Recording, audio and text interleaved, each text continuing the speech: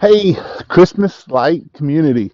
So today I had a question come in about the windows, the doors, um, the garage door, of what spacing should we go with around the windows. So I went with 12 inches, and the reason why I went with 12 inches is everything I get comes 12 inches. So we do the roof line, it comes in one big roll, and we do it in 12 inches. So he was asking, should we do it in 6, 8? Honestly, with the C9s, 12 inches was perfect. It might be a little bit close, it might look a little, but as long as you're back far enough, it looked perfect.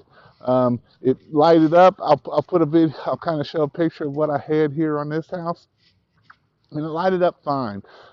If you wanted to go closer with it, all you'd have to do is not keep it so tight and just kind of zip tie it so that you're at 10 inches or 8 inches. But honestly, the 12 inches worked perfect. It looked really good. We had the roof at 12 inches.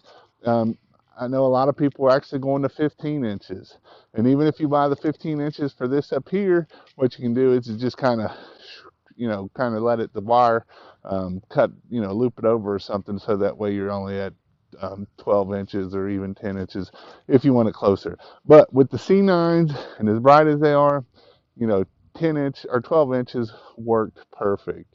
Hope this helps you out. If you would like to learn more about Christmas lights, please check out my video up here.